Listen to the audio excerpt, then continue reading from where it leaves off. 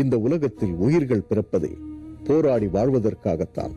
ஆனால் வாழ்வதற்கு முன் ஏற்படும் துர்மரணங்களினால்தான் ஆத்மாக்கள் அதற்கு காரணமானவர்களை பழிவாங்க இந்த உலகில் அலைந்து கொண்டிருக்கின்றனர். அஞ்சலியும் ஒரு துர்மரணத்திற்கு காரணமாக இருந்திருப்பாளா? அந்த ஆத்மா ஏன் அஞ்சலியை பயமுறுத்த வேண்டும்? வாருங்கள், ஆத்மாவிற்குள் செல்வோம்.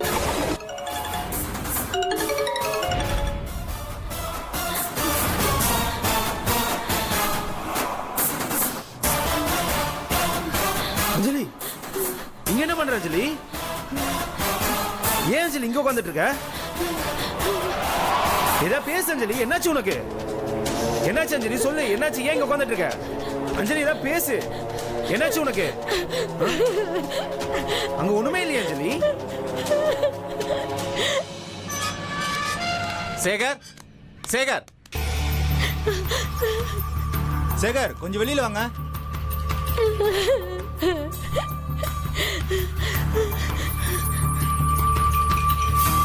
இங்க பாருங்க சேகர், இப்படியே பிரச்சனை பண்ணிட்டு இருந்தீங்கன்னா போலீஸ்ல கம்ப்ளைண்ட் பண்ண வேண்டியதாயிடும். அப்புறம் வீணா வருத்தப்படாதீங்க. சார், நான் தான் பாத்துக்கிறேன்னு சொல்றேன்ல சார். ப்ளீஸ் கொஞ்சம் எல்லாம் கிளம்புங்க.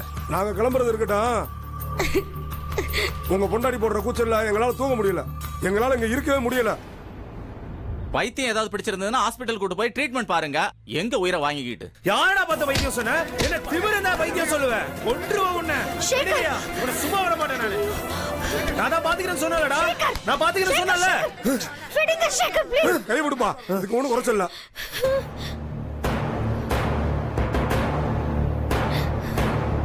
இப்படியே பிரச்சனை மேல பிரச்சனை வந்தா இந்த அசோசியேஷனுக்கு என்ன மரியாதை இருக்கு? இங்க பாருங்க சேகர், உங்களுக்கு ஃபர்ஸ்ட் அண்ட் லாஸ்ட் வார்னிங். தினமும் ராத்திரில கூச்சல் போட்டு எங்களெல்லாம் தொந்தரவு பண்றதை விட பேசாம உங்க ஒய்ஃபுக்கு நல்ல ட்ரீட்மெண்ட் கொடுங்க. வாங்க எல்லாரும் போலாம். இனிமேல் இப்படி ஆச்சு அவ்வளவுதான்.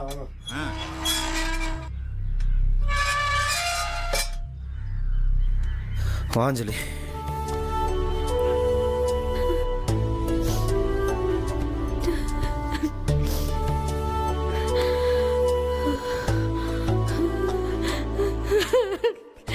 என்ன அஞ்சலி?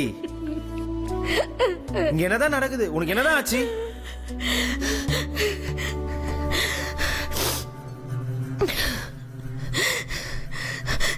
நேத்து ராத்திரி நீங்க என்ன டிராப் பண்ணிட்டு போனீங்கல்ல, அதுக்கப்புறம் இங்க என்னென்னமோ நடந்துச்சு. பாப்பாவோட ட்ரம்ஸ் தானா ஆன் ஆயிடுச்சு. குழந்தையோட விளையாட்டு பொம்மையெல்லாம் தானா சத்தப்பட ஆரம்பிச்சிடுச்சு. கிச்சன்ல திடீர்னு குக்கர் வெடிச்சிருச்சு. அப்புறம் அங்க ஏய், என்னாச்சு? ஏன் உளறிட்டு இருக்க? உனக்கு ஒண்ணும் ஆகல?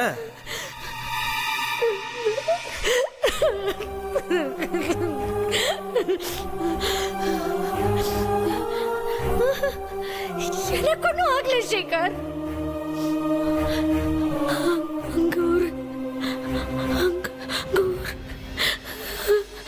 அங்க ஒரு சொல்லு.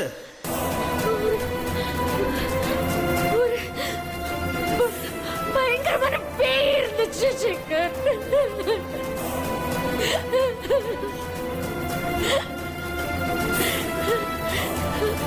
அங்க இருந்துச்சு, நான் பார்த்தேன். பேயா? சே அஞ்சலி, அதெல்லாம் ஒண்ணும் இருக்காது. நீ தைரியமா இரு. நான் பார்த்தேன், சத்தியமா நான் பார்த்தேன். என்ன அஞ்சலி? ஐயோ இல்ல அஞ்சலி, ஏதாவது உன்னை பார்த்துட்டு வளராத தயவு செஞ்சு. ஐயோ, சத்தியமா நான் பார்த்தேன். நான் சொல்றது உண்மை. என்ன உண்மை? செத்து போன உன் தங்கச்சி இப்போ உன் முன்னாடி உயிரோட வந்து நின்னான்னு சொல்ல போறியா? என்ன சொல்லு, அதானே சொல்ல போற? வந்தது என் தங்கச்சி இல்ல. என்னது? தங்கச்சி இல்லையா? அது ஒரு சின்ன பொண்ணு. ஒரு 5 வருஷத்துல நம்ம குழந்தை வளர்ந்தா எப்படி இருக்குமோ அப்படி இருந்துச்சு. ஒரு மாதிரி பயங்கரமா இருந்துச்சு. எனக்கு மூச்சு நின்னு போச்சு.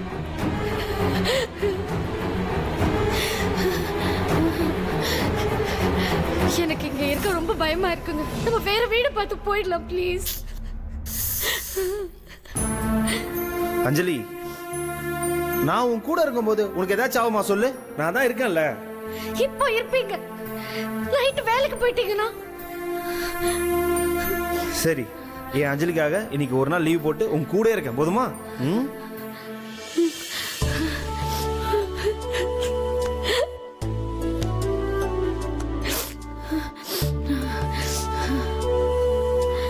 சரி, குழந்தைக்கு பால் கொடுத்தியா? சரி, நீ சாப்பிட்டியா ஃபர்ஸ்ட்? ஏன் சாப்பிட எதுவும் பண்ணலையா? கிச்சன் பக்கம் போகவே பயமா இருக்குங்க.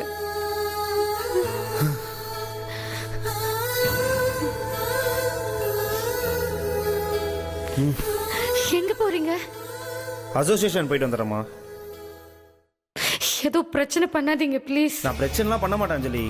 என் பொண்டாடி ஒருத்தன் பைத்தியம் சொன்னால அவனை போய் பார்த்துட்டு வந்துடுறேன். சார் சார் ஒரு நிமிஷம். என்ன வாங்க சார். என்னையா? சார் வாங்க சார், உங்ககிட்ட ஒரு முக்கியமான விஷயம் சொல்லணும் இரியா. சார். நான் சொல்றது கேளுங்க சார். இருங்க சார்.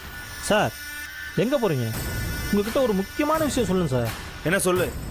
சார் நேற்று ராத்திரி நல்லா தூங்கிட்டு இருந்தேன் சார். திடீர்னு பார்த்தா யாரோ கத்துற மாதிரி சவுண்டு கேட்டது. நானும் சுத்தி முத்தி பார்த்தேன். அதுக்கப்புறம் பார்த்தா உங்க வீட்டுல தான் சார் சத்தம் வந்தது. மேடம் கத்துற சத்தம் தான் பயங்கரமா கடிச்சு. என்னமோ ஏதுன்னு ஓடி போய் பார்த்தா மேடம் அலங்கோலமா கையில பச்சை குழந்தைய வச்சுக்கிட்டு அங்க எங்கேயும் சுத்திட்டு இருந்தாங்க சார். அப்படியே மிரண்டு போய் நின்ட்டேன் சார். எனக்கு ஒண்ணுமே புரியல சார்.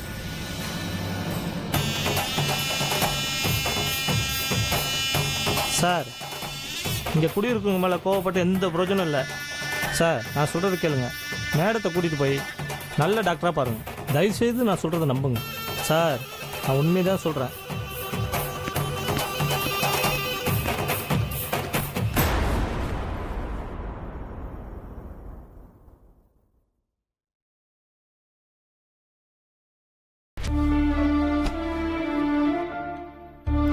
என்ன சொன்னாங்க?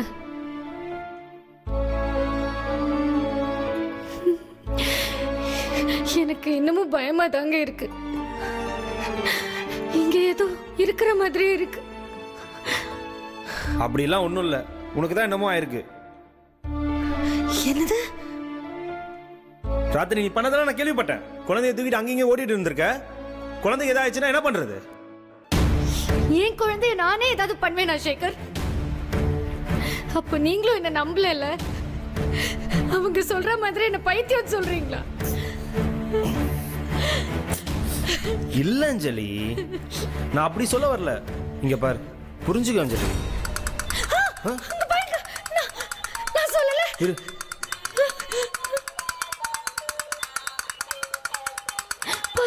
பாருங்க.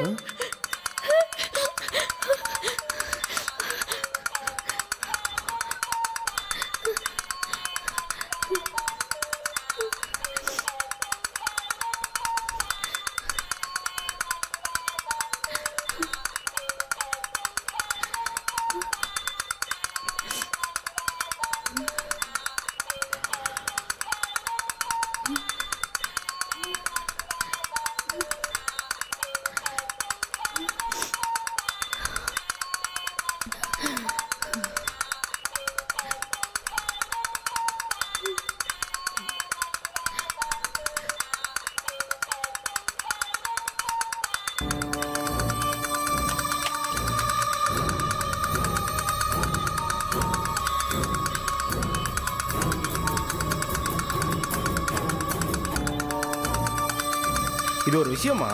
பேட்டரி ஆன் ஆயிருக்குமா? ஐயோ, அதுல பேட்டரி இல்ல சேகர். பாருங்க.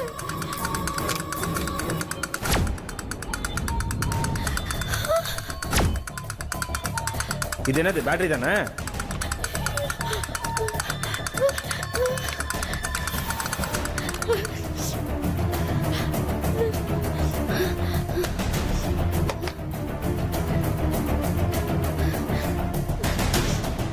அஞ்சலி, கொஞ்சம் ரிலாக்ஸ் ஆயிரு. கார்ல வரும்போதே பார்த்தேன். நிரஞ்சனா கேஸை பத்தி நீயே தானா ஏதோ பேசி புலம்பிட்டு இருந்த.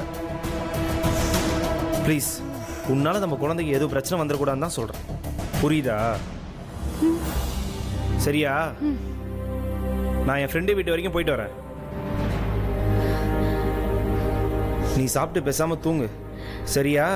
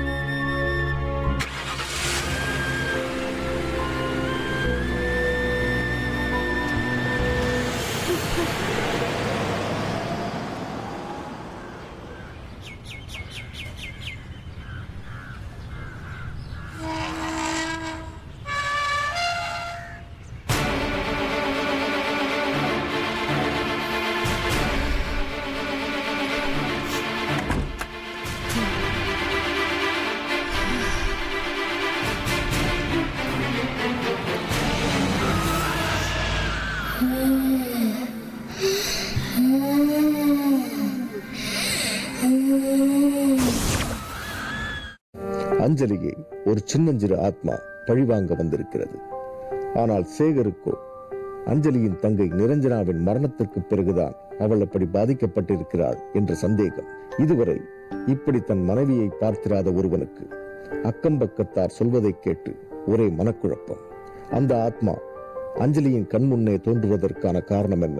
உண்மையை விட உன்னதமானது இந்த உலகில் வேறெதுவும் இல்லை. பாவத்தில் புரண்டு கொண்டிருக்கும் இந்த உலகத்தில் துரோகத்திற்கு பஞ்சமில்லை.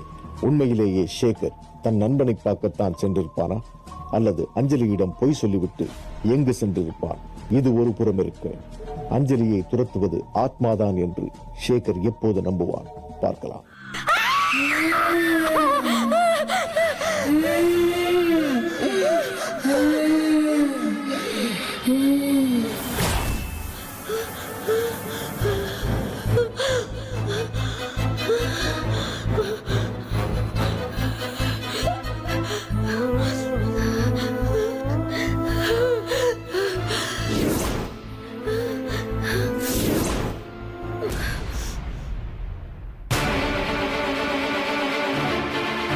இதை சிசோஃபெர்னியான்னு சொல்லுவோம். பெரிய வீட்டில் நம்ம மட்டும்தான் இருக்கிறோம்னு நினைக்கிறது. நாம் ஒரு ரூமில் இருக்கும்போது இன்னொரு ரூமில் யாரோ நடமாடுற மாதிரி நமக்கு நாமே கற்பனை பண்ணிக்கிறது. சாதாரணமாக ஒரு இருட்டான இடத்த பார்த்தா கூட அதில் ஏதோ ஒரு உருவம் இருக்கிற மாதிரி தெரியறது. இந்த மாதிரியெல்லாம் இந்த வியாதி இருக்கிறவங்களுக்கு தோணும். இது பரம்பரை வியாதியும் கூட. அவங்க ரிலேஷன்ஸ் யாராவது சமீபத்தில் இறந்துருக்காங்களா? ஆமாம் சார், ஒய்ஃபோட சிஸ்டருக்கு 15 days முன்னாடி ஆக்சிடென்ட் ஆச்சு. ஓ, உங்கள் ஒய்ஃபுக்கும் அவங்க சிஸ்டருக்கும் ரிலேஷன்ஷிப் எப்படி? அவங்க ஃப்ரெண்ட்ஸ் மாதிரி சார். அவங்க ஒருவேளை இது இந்த நோயோட ஆரம்ப புள்ளியாகவும் இருக்கலாம்.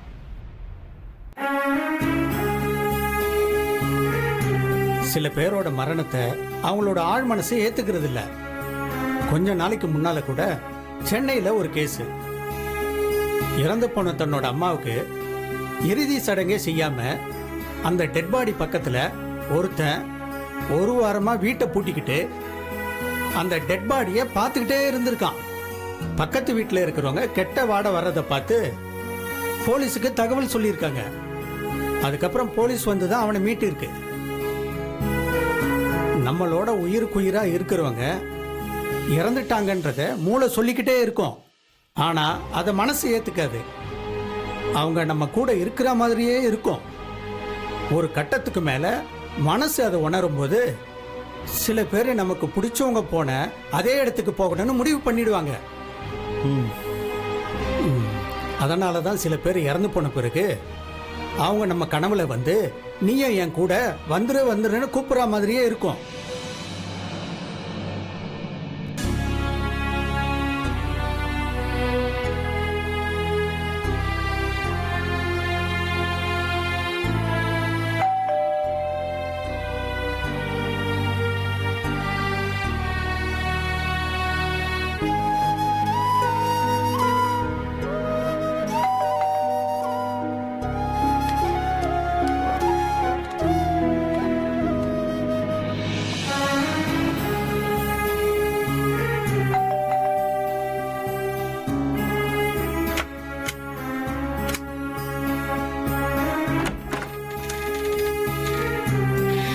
Hello madam. ஓ.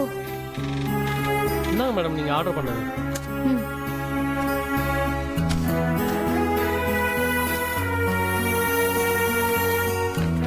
Thank you madam. Okay.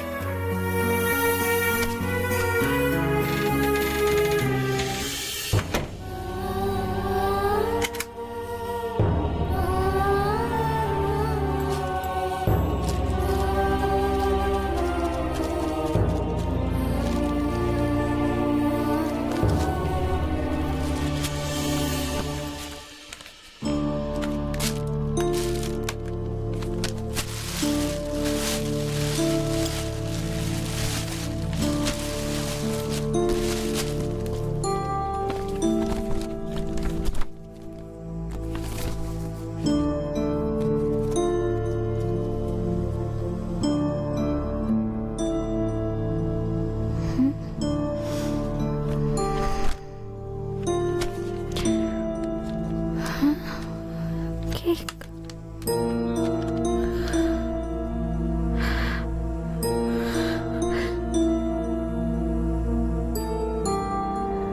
Hello. Hello sir, இப்போ ஷேகர்ன்ற பேருக்கு டெலிவர் பண்ணிட்டு போனீங்கல்ல? ஆமா மேடம். என் ஹஸ்பண்ட் ஃபுட்டு தான் ஆர்டர் பண்ணியிருந்தாரு, பட் பார்சல் மாறி வந்திருக்கு. 1 செகண்ட் மேடம், இதோ செக் பண்றேன் madam. Madam, sir birthday cake தான் ஆர்டர் பண்ணாரு. ஐயோ இல்லை சார், பில்லில் ஃபுட்டுன்னு தான் போட்டிருக்கு. நல்லா செக் பண்ணி பாருங்க. சாரி மேடம், பில்லுல தப்பா பிரிண்ட் ஆயிருக்கு madam. Printing mistake madam. Sir கன்ஃபார்மா கேக் தான் ஆர்டர் பண்ணாரு. வேற ஏதாவது டீடைல் வேணுமா மேடம்?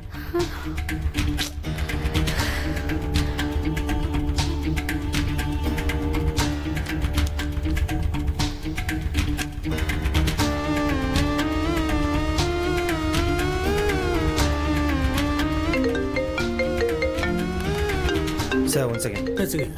ஹலோ. என்னங்க, எனக்கு அடுத்த மாதம் 5ஆம் தேதி தானே பர்த்டே. இப்போவே எதுக்கு கேக் ஆர்டர் பண்ணியிருக்கீங்க? அஞ்சலி, நீ ஏதாவது மனசு போட்டு குழப்பிட்டு இருக்காத. நான் மீல்ஸ் தான் ஆர்டர் பண்ணேன். தயவு செஞ்சு பார்சல் கொஞ்சம் நல்லா பாரு. ஐயோ, நான் சொல்றதை எதையுமே நம்பவே மாட்டீங்களா? நான் பார்சலை பிரிச்சு பார்த்து தானே பேசுறேன். அப்ப அந்த டெலிவரி பாய் மாத்தி கொடுத்துட்டு போயிருப்பாமா. இன்னொரு வாட்டி கொஞ்சம் நல்லா செக் பண்ணி பாரு.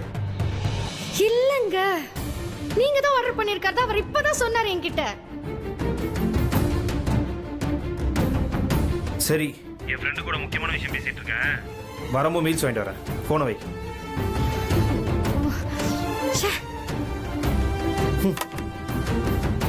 இப்போ அவங்க பேஷண்ட் மாதிரி, இந்த மாதிரி அவங்க கிட்ட இனிமே பிஹேவ் பண்ணாதீங்க ப்ளீஸ்.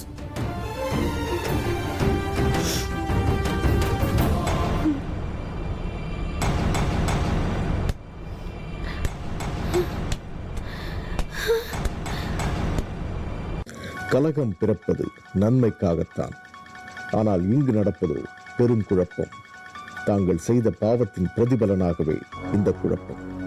ஏற்கனவே குழப்பத்தில் இருக்கும் சேகரை சைக்காட்ரிஸ்ட் ஒருபுறம் பயமுறுத்த, உணவு பார்சல் ஆர்டர் செய்தது திடீரென பிறந்த நாள் கேக்காக மாறியது எப்படி? பந்து ஏன் உருண்டு விழ வேண்டும்? அது உண்மையிலேயே தானாகத்தான் உருண்டு விழுந்ததா அல்லது காற்றில் விழுந்ததா?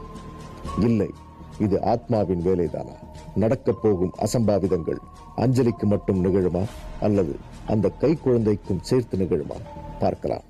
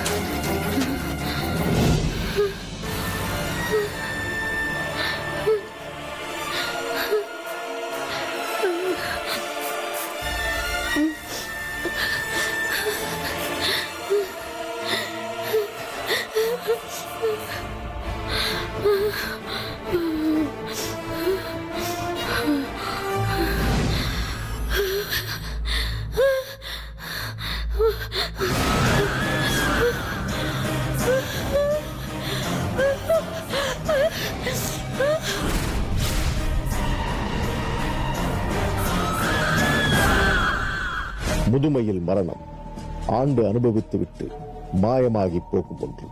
இளமையில் மரணம், ஏக்கதாபங்களுடன் எதையும் அனுபவிக்காமல் அடங்காமல் மாயமாக போகும் ஒன்று. இவ்விரண்டிற்கும் வேறுபட்டதே துர்மரணம். தன் மரணத்திற்கான நியாயம் கிடைக்காதவரை அந்த ஆத்மாக்கள் அடங்காமலே இருக்கும். இங்கு நடந்து கொண்டிருக்கும் அமானுஷ்ய சம்பவங்கள், இனி நடக்கப் போகும் பயங்கரமான விபரீத விளைவுகளை நம்மால் யூகிக்க முடிகிறது. அஞ்சலிக்கும் அவளின் குழந்தைக்கும் என்ன ஆகப் போகிறது? அவர்களின் நிலை என்ன? நாளை பார்க்கலாம். இது ஆத்மா.